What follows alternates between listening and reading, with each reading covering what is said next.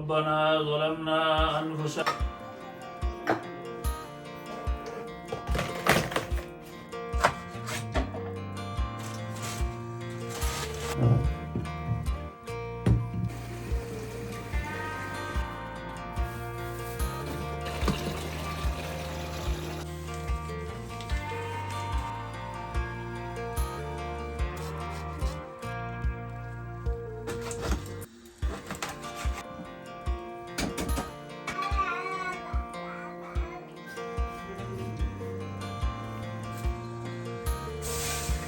এমনিতে আমার বড় পাতিলের প্রয়োজন।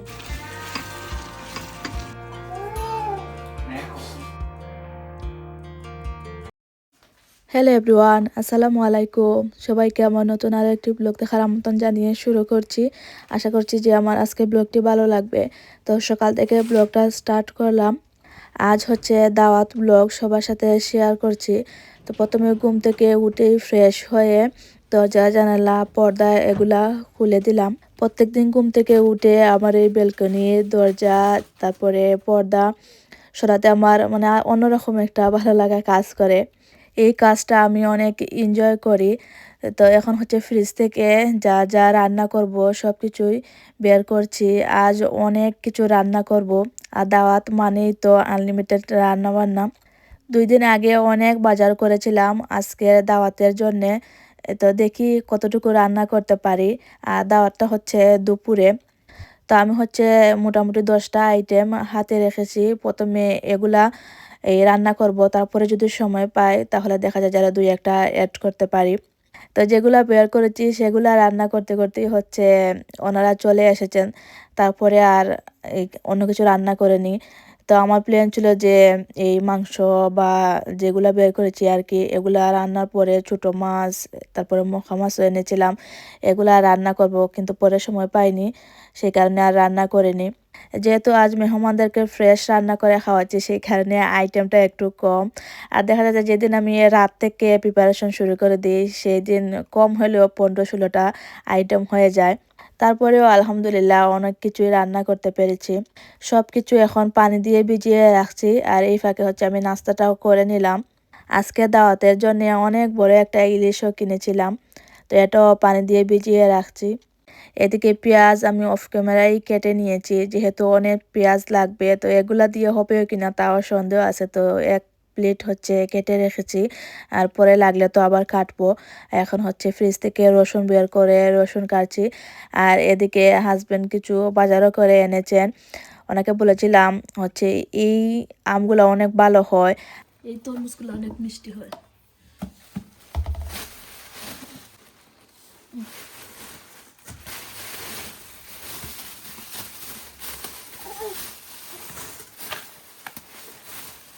আচ্ছা,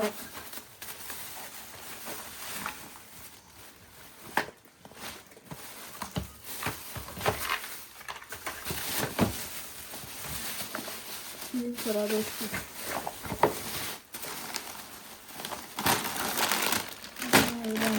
স্বল্প বিস্কুট।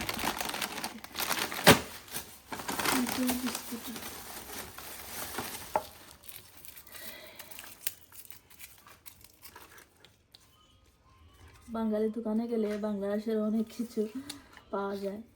কিছু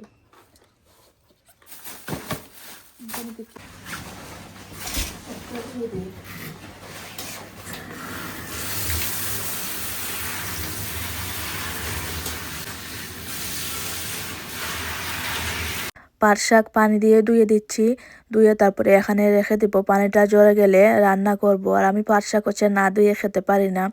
আমার মনে হয় যে ধুয়ে খাওয়া ভালো, কারণ অনেক বালু বা ময়লাও থাকে। অনেকে আবার না ধুয়ে রান্না করে ফেলেন।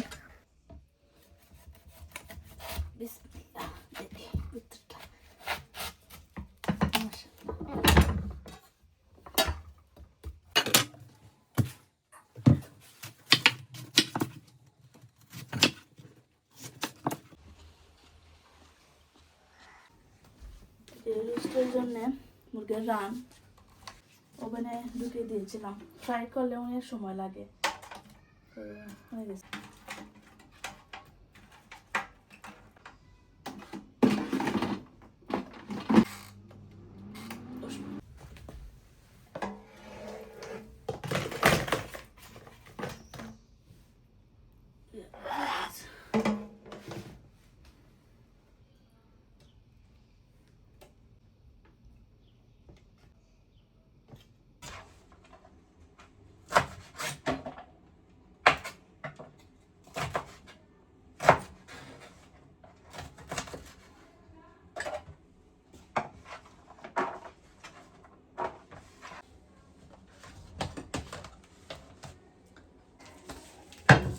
নতুন একটা বাসন কিনেছি।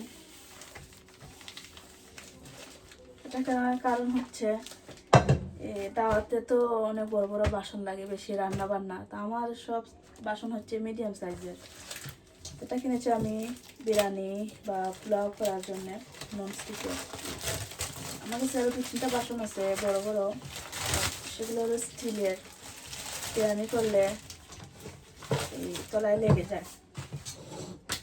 তো অনেকদিন ধরে আমি খুঁজছিলাম এরকম বড় বাসন, সাইজে হচ্ছে পাই না। তারা এখন হচ্ছে এটার মধ্যে কি রান্না করা যায় নতুন বাসনের মধ্যে, এই গরু মাংসটা বসাই।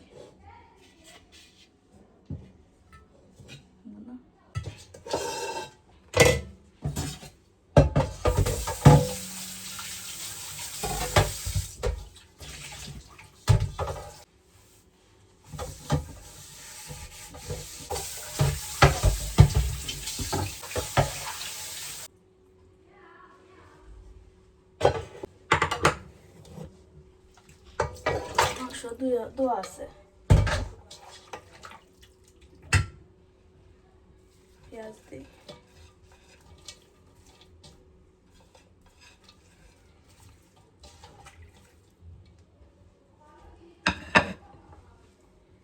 হচ্ছে রসুন,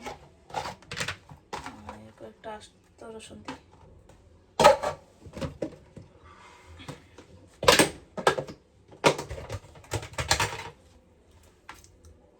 গরু মাংস বেশি হলে দেখা যায় যে মাখিয়ে সবকিছু দিয়ে বসালে ভালো হয়, খেতে মজা লাগে।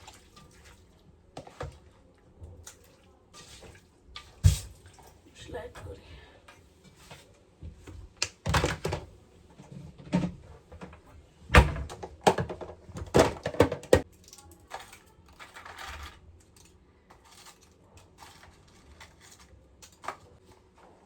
বিদেশের দাওয়াতে মাংসের থেকে মাছ রান্না করলে সবাই অনেক খুশি খুশি হন আর পছন্দ করেন। মাংস সব সময় হচ্ছে সবার বাসায় থাকে বা খান। একটু জাল দিই, কোনো তরকারির মধ্যে একটু জাল হলে ভালো লাগে।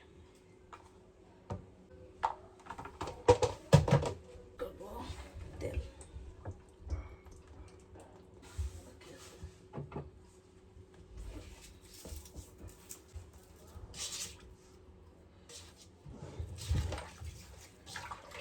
এমনিতে আমার বড় পাতিলের প্রয়োজন পড়ে না, তো দাওয়াত অনুষ্ঠান করলে তখন হচ্ছে লাগে।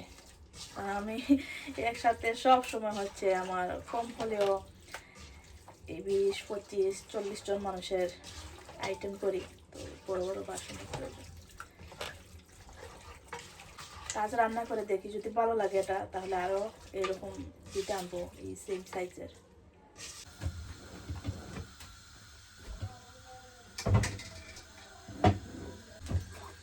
এই যে পাবদা মাছও ফ্রাই করে নিচ্ছি এয়ার ফ্রায়ারে।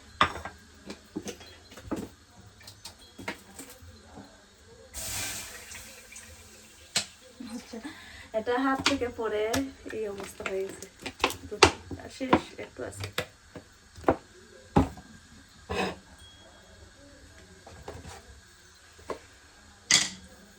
চা খেয়ে একটু শরীরের মধ্যে এনার্জি, আর তারপরে 2 ঘন্টা একবারে রান্না শেষ করে দেবো। চাটা চুলা বসিয়ে দিলে হয়ে যাবে।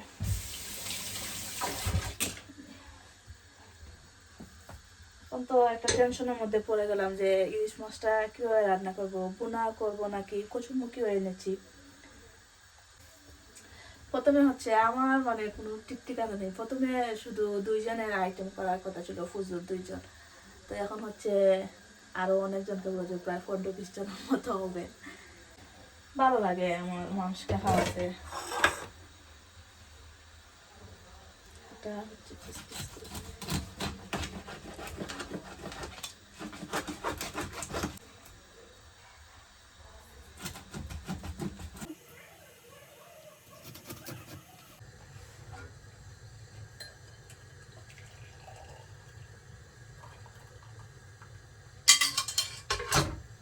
মাছও কাটা হয়ে গেছে, চা হয়ে গেল একটু।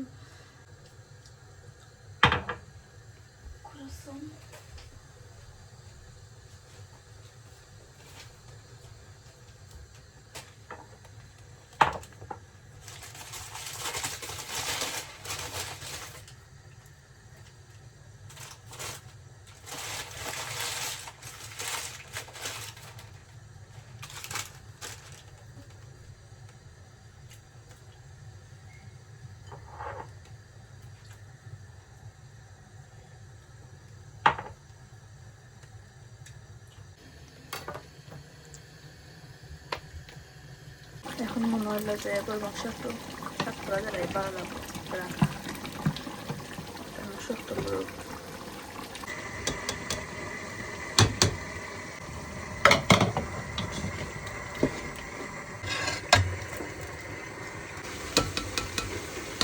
এটা হচ্ছে রোস্ট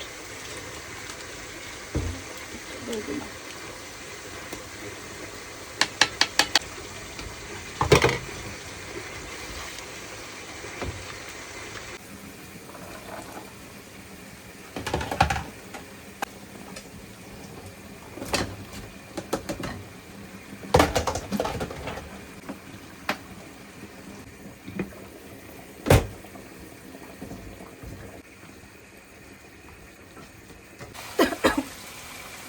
রোস্ট হয়ে গেছে।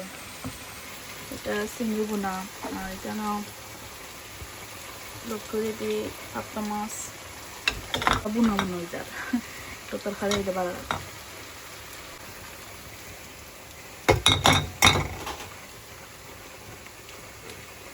বউ কেটা হলাই হায় রে আমার তো ভাঙ্গি লেছে পায়। তুমি বেশি দুষ্টামি কর রা আমার আমরে নেই তা করতো না তুমি খালি ভাঙ্গা ভাঙ্গি করো কিছু হইলে দা তুমি তো মাংস খানি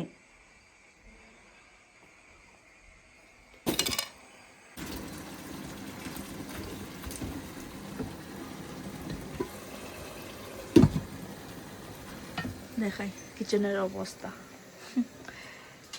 আর দুইটা আইটেম রয়েছে।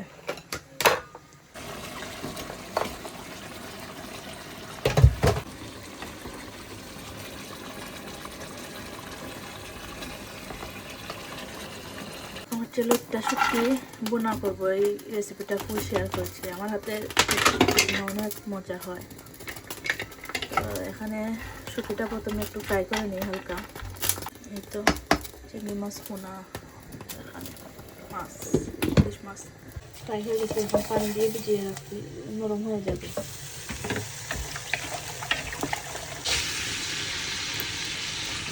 পেঁয়াজ রসুন লবণ আর রসুনটা আমি আস্তে দিয়েছি। মুরব্বী বেটা আসছে না আমার লগে লগে রান্না ইচ্ছা করে রান্না খাবো। অনেকে কমেন্ট করো আমি যতটা রান্ধি দাওয়াত আয়োজন করি আমার বাচ্চা বাচ্চা কুয়াইটা কই অত আছে আবার করে করে ভিডিও মাঝে দেখাই না। আর অনেক সময় চাই না দেখাইতাম তো তাকে করে করে তাকে বা লইও অনেক সময় রান্ধি। আলু পেঁয়াজের বাদা তা খাই আজকে কিতা করছে সকালে বেটায় আমি যে গাছ রয়েছি বেলকনির কে দেখি মাটি খার মুট মুট কইরা বাদে আইনা হাত হারাইয়া বমি করাইলাম। সে চালা কইছে এখন খানি তুই খাস না মানে আলু পেঁয়াজ খাইতে পাতে কচুর মুখি দিয়ে এই ইলিশ মাছ রাঁধছি। পোনা তেমন একটা ভালো লাগে না। এই দেশের ইলিশ মাছের তেমন একটা গন্ধ নাই বাংলাদেশের লাখান নাই একটু ভেজিটেবল দিলে ভালো লাগে। ফ্রাই করে এখন মশলা অ্যাড করলাম এই মরিচ হলুদ আর একটু ধনিয়া গুঁড়া দিয়েছি একটু পানি দিয়েছি মশলাটা আর একটু ভালো করে ফ্রাই করি। এখন অ্যাড করলাম শুটকি ভালো করে ধুইছি। এখন অ্যাড করেছি ধনে পাতা একটা আস্ত তারপরে আরও কিছু পেঁয়াজ দিয়েছি আগুন কমিয়ে দিয়েছি ওটা হোক। আর এই তো আমার গোছালো কিচেনও পরিষ্কার করা হয়ে গেছে।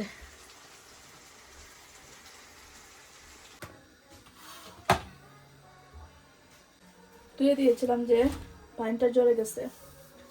এখন হচ্ছে এটা ক্লিন করে কাটবো তারপরে রান্না করবো।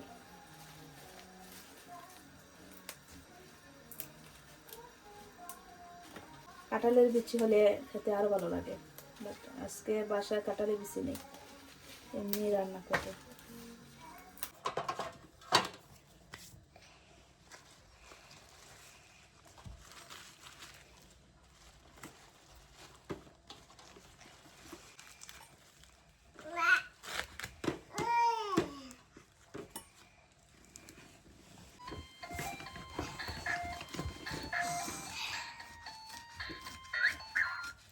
পাঁচ শাক যত ছোটো হয় তত খেতে ভালো লাগে। চাকু দিয়ে ছোটো ছোটো তো করা যায় না, তা দা দিয়ে কাটছি।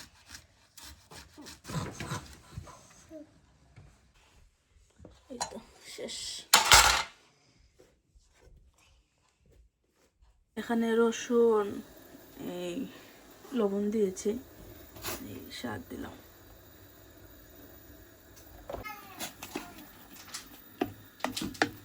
অনেকেই আছে পেঁয়াজ দেন, তো আমি হচ্ছে পেঁয়াজ দেই না, শুধু রসুন আর লবণ দিয়ে।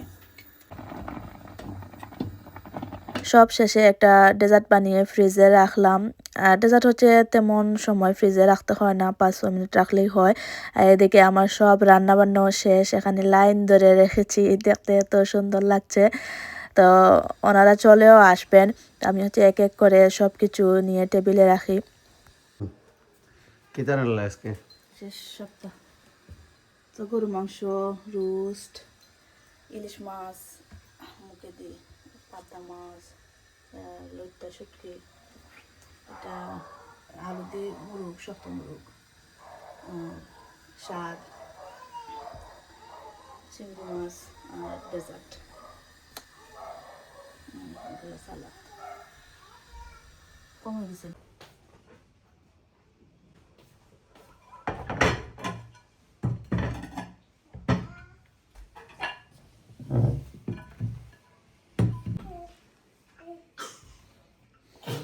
আলহামদুলিল্লাহ।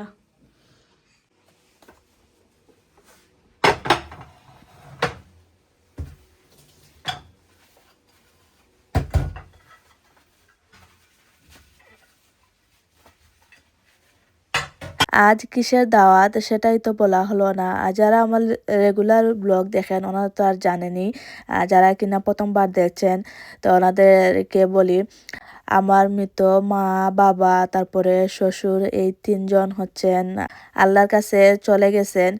আর ওনাদের হচ্ছে মৃত্যুর তারিখও, আমার শ্বশুরের হচ্ছে 15 জানুয়ারি, আর আমার আব্বার ছিল 21 মার্চ, আর আমার আম্মার হচ্ছে 5 মে। তো 3জনের হচ্ছে আত্মার শান্তির জন্যেই আমি এই আয়োজনটা করেছি। আজ হুজুরদের দাওয়াত করেছি, ওনারা এসে আমার মা, বাবার, শ্বশুরের জন্য দোয়া করবেন। আর আমি তো সবসময় দোয়া করি আল্লাহ যেন আমার মৃত মা বাবাকে সুখে শান্তিতে জান্নাতে সবচেয়ে সম্মানিত স্থানে রাখেন। জানি না কেন এই আইডিয়াটা হঠাৎ করে আমার মাথায় এলো যে আমি ফুজুর এনে খাইয়ে আমার মা বাবার, শ্বশুরের জন্য দোয়া করাবো।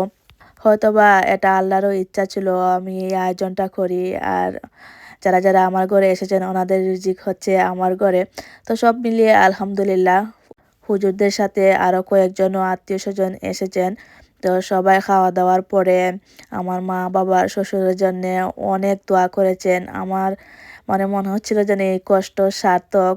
ওনারা যখন দোয়া করছিলেন আমার এত ভালো লাগছিল, মনে হচ্ছিল আলাদা একটা শান্তি লাগছিল মনের মধ্যে। অনেক দাওয়াত অনুষ্ঠান করেছি, অনেক মানুষকে খাইয়েছি, কিন্তু এরকম আমি শান্তি পাইনি। আর আমি প্রত্যেক বছরেই আমার আব্বা আম্মার জন্য অনেক দোয়া করি। যখন ওনাদের মৃত্যুর তারিখ আসে তখন আমি হচ্ছে ওনাদের আত্মার শান্তির জন্য রোজা রাখি।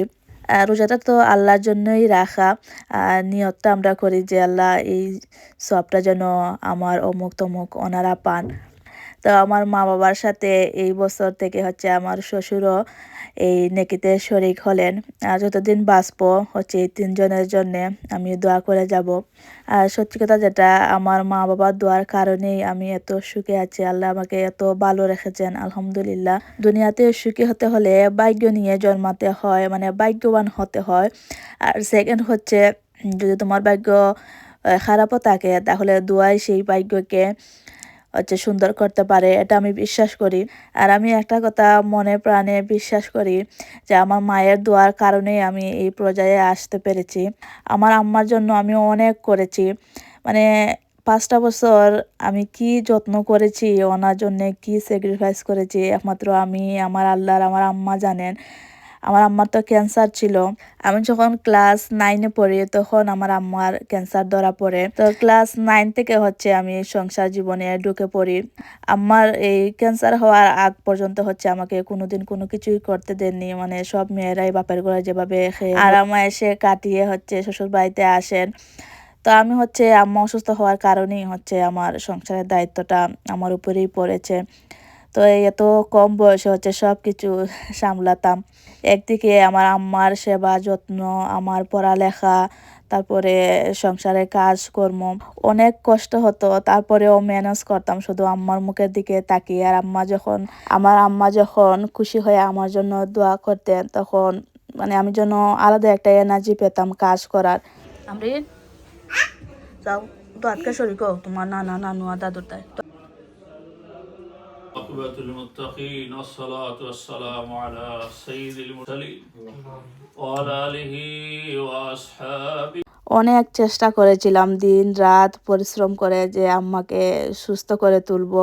এই 5টা বছর আমার আম্মাকে আমি মুখে তুলে ভাত খাইয়ে দিতাম। আর ওনার হচ্ছে গলাতে ক্যান্সার হয়েছিল, তো গলার সব কিছু হচ্ছে প্লাস্টিক লাগানো, আর আসল যেটা ছিল সেটা কেটে ফেলে দেওয়া হয়েছিল। আর এই যে খেতে পারতেন না, শুকিয়ে একেবারে কাঠ হয়ে গিয়েছিলেন। ওনার মৃত্যুর 3 মাস আগে হচ্ছে একদিন বাথরুমে পড়ে অনেক ব্যথা পেয়েছিলেন। তো হচ্ছে হাঁটতে পারতেন না, একেবারে বিছনায় পড়ে গিয়েছিলেন। তো ওনার সমস্ত সবকিছু হচ্ছে আমি ক্লিন করতাম, যেহেতু উনি বাথরুমে যেতে পারতেন না। আশা করি বুঝতে পেরেছি, আমি আর ক্লিয়ারলি বললাম না।